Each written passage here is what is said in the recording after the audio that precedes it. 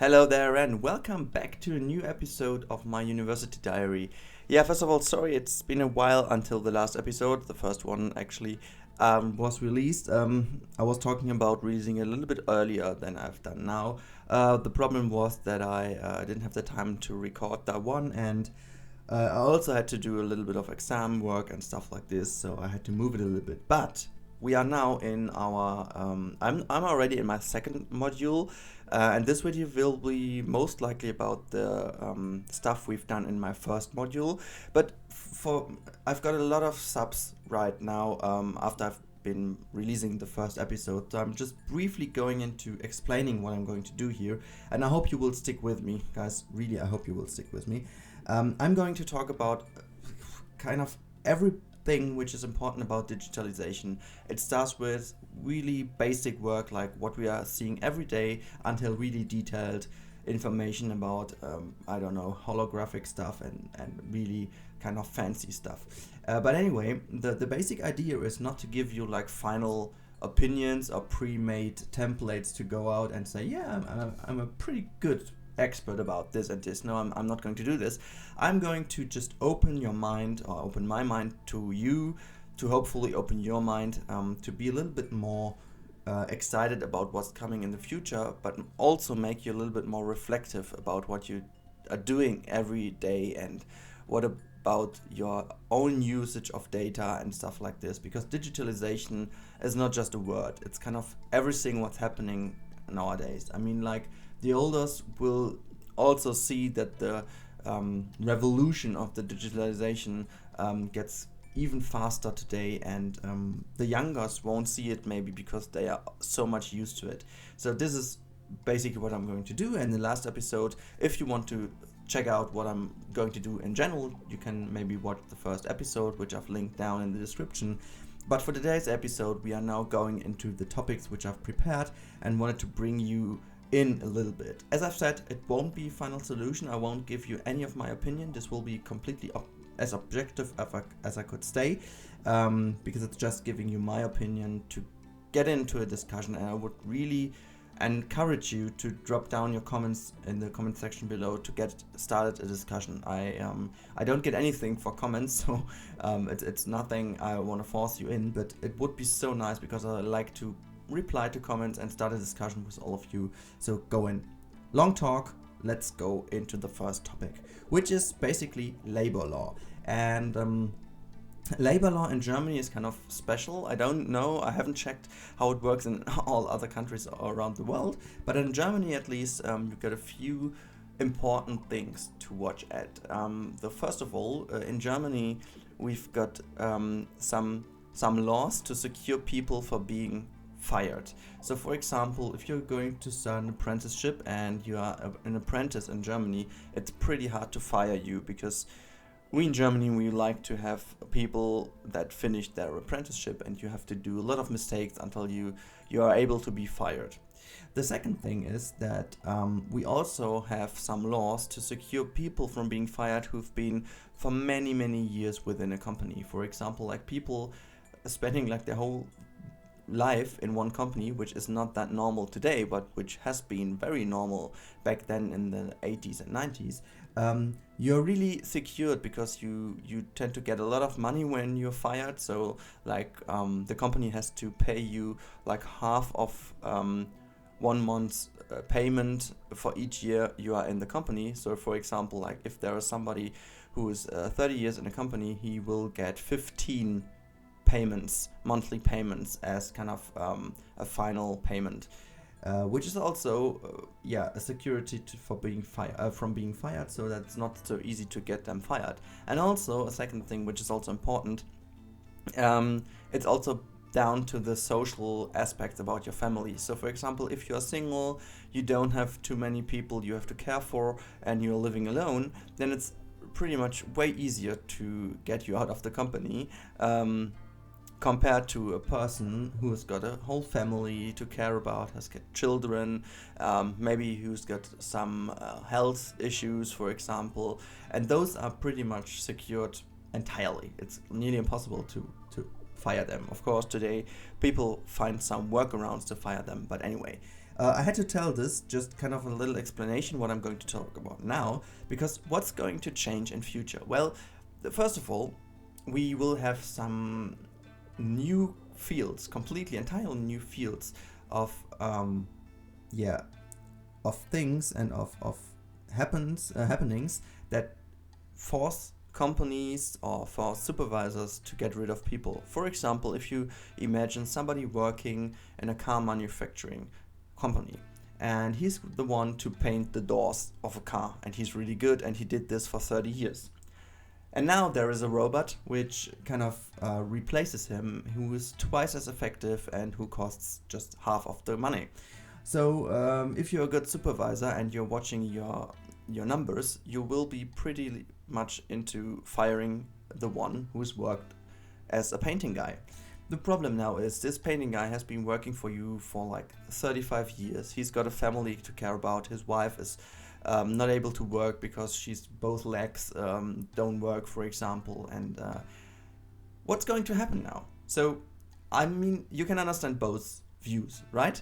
So the supervisor, he's to care about his company, and he knows putting in the robot would be a pretty good thing for his company, because they would save money and would be even more productive. So in the long term, this would maybe secure some other jobs. For example, the jobs in, I don't know, in the office. Just like this, because you earn more money from the painting segment, which might be a little bit of expensive segment of your company. I don't know. So this is his perspective. On the other hand side, the one painting the doors, he's maybe in his late 40s or maybe in his late 50s, and he's pretty much about to retire in a few years, but he has to work at least 4 or 5 more years to just secure enough money to have a nice end of his life in retirement. So there are two completely different mindsets and different situations now, and you have to decide. And this is what digitalization also brings us. And now the big question is, what does labor law say? And that's maybe I can't give you an answer right now, because I can't tell you, because it will be always down to the court to decide what's happening. So first of all, I think that the supervisor will try to get the painting guy out of the company.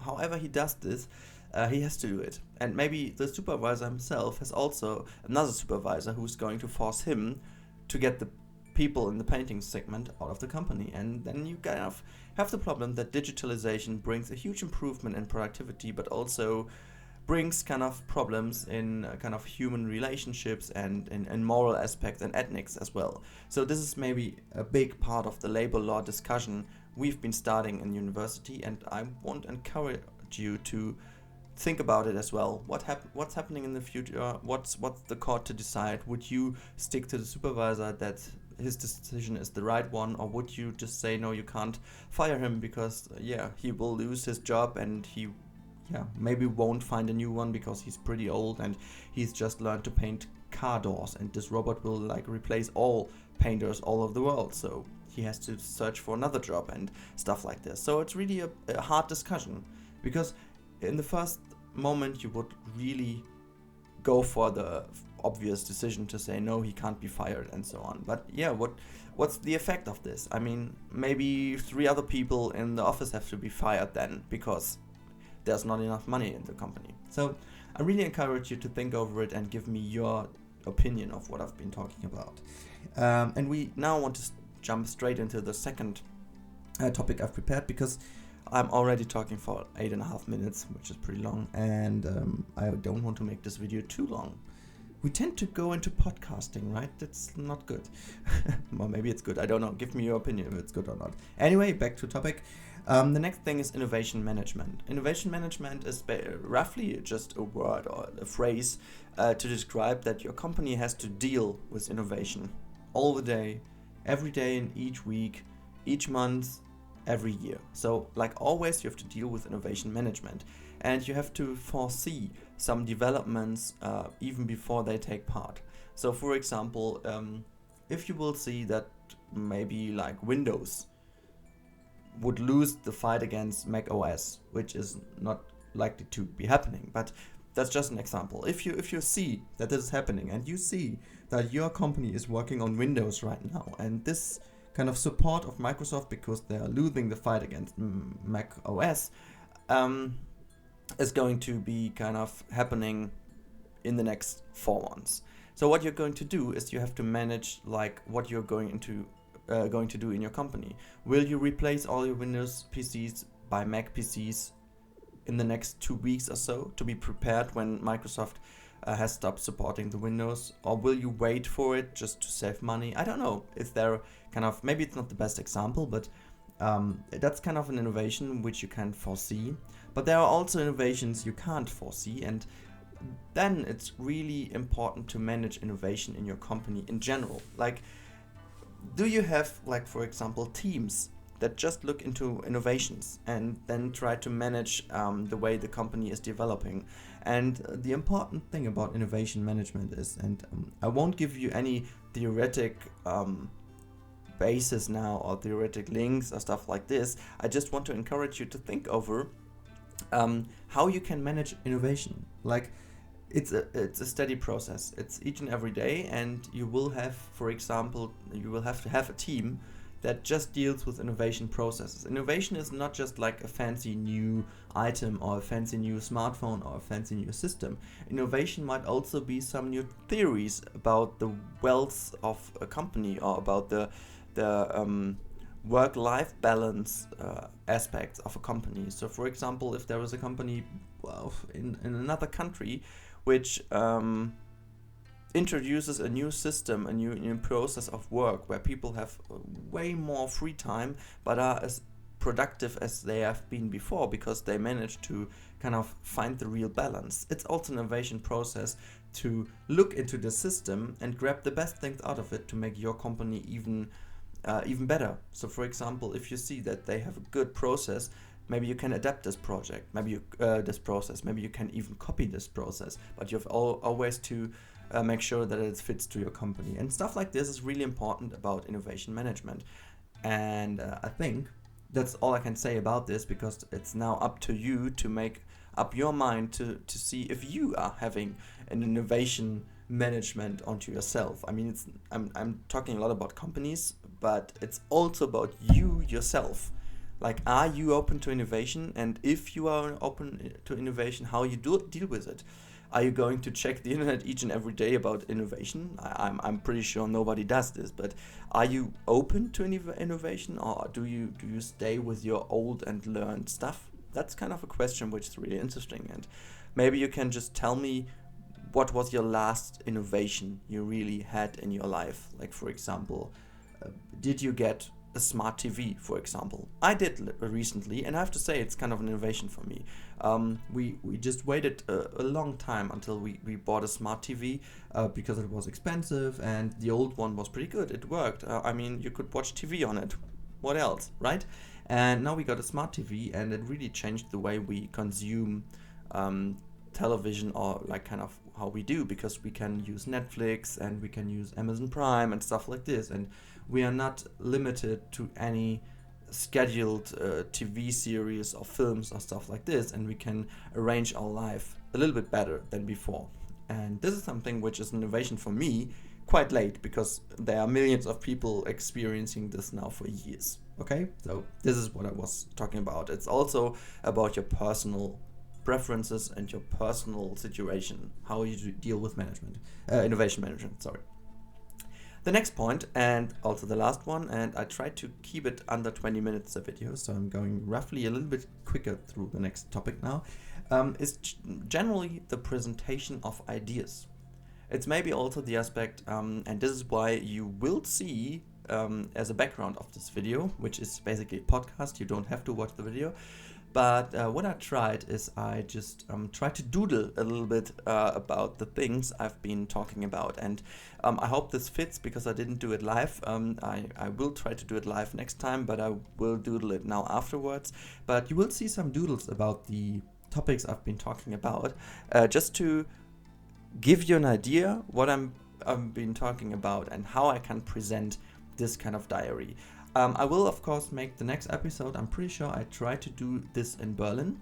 maybe sitting down on a bench and give you like kind of from my face cam a little bit of a video from Berlin. I'm not sure about this, but I also do have some ideas about presenting this kind of diary, which I don't want always to do like a vlog. I want to give you different video formats to present my ideas. And this is also the reason why I choose this aspect, presentation of ideas, as a general topic in this video, because many people around the world, no, many is not the right word, a lot of millions, tons of people around the world have brilliant ideas each and every day, but like 90% of those ideas never get to be realized and even never get to be shown in general. That's basically up to two reasons. The first reason might be because those people having those ideas maybe don't have any connections and they just kept those ideas for themselves and never tell them. The second one is they tried to tell somebody about their ideas, but they haven't chosen the right format or the right situation or the right topic to present their ideas. So it's one thing to have a brilliant idea, but the other thing is to present this idea. And it's not about just having brilliant looking graphics and being able to talk quite okay so that people do understand you. That's not the true point about it. The true point about it is that you have to present your idea in the right situation, with the right words, with the right conclusion in the end why this idea is important, and to the right people. This is basically as important as the idea itself. Equally important, I would say. And this is really, it's so important because I learned from YouTube to kind of do something a little bit different.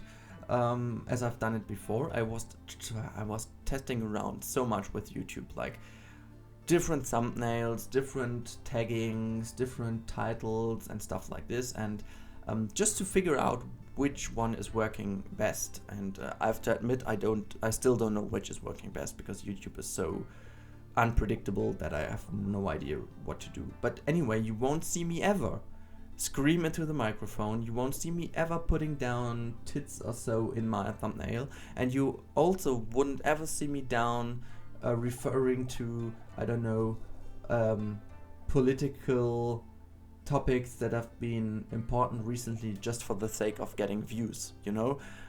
I won't do this. Maybe I'm going I won't say that I'm going into politics in general, because I'm really interested, as I'm doing the digitalization stuff kind of diary right now. I could imagine to do in the future, maybe on another channel, but maybe also on this channel, to do some educational videos, I don't know, just to get younger people into politics in general without giving an opinion, right? And this is also like a presentation of ideas. How can I do this? Like, how am I able to use my Rudy Renkamel channel to encourage young people to get interested into politics? That's the idea. Basically, this is the idea is I want to encourage young people via YouTube. That's the idea. But how do I go into presentation? What's the presentation? Who am I going to talk to? I'm going to a political channel on YouTube that has been a few million followers. I don't know if there is any, but that could be a way to do it. And then I'm going to co-op with them and so on. Right? Maybe you get it. I'm just trying to get it as a YouTube example. But in general, it's about presentation of ideas, how you do it, and it's up to you. There is no such as a template or blueprint. You have to decide on yourself. You have to be convinced, of course, of your idea, and you have to be focused enough to see when the right situation has come and how you can present this. Yeah, I think it's a good way to end this video.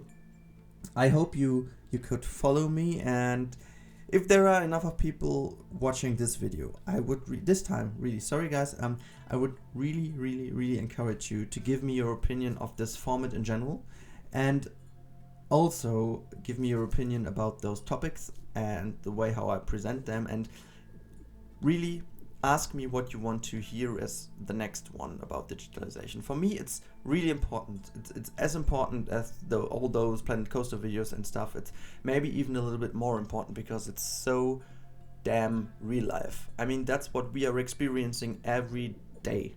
Digitalization is everywhere. We have to deal with it. We can't like my mother always, I'm not doing this stuff. I don't want to. I ignore it. She can't. Trust me, she can't. Like in 10 years, she will also be having something fancy holographic stuff like this. If it's going to be into the market, she will have it. You can't avoid it, right? And this is why it's so important to make up your mind, that you think about it, and in the end, and that's my final target, to make you all a little bit more open to what's about digitalization, and to be a little bit more prepared to deal with it in a good way, and not to be overwhelmed by everything of it, and give free all of your data without knowing what to do with them. That's the final target. Alright, that's it for this video, guys. I hope you enjoyed, and see you in the next video. Have a nice day. Bye bye.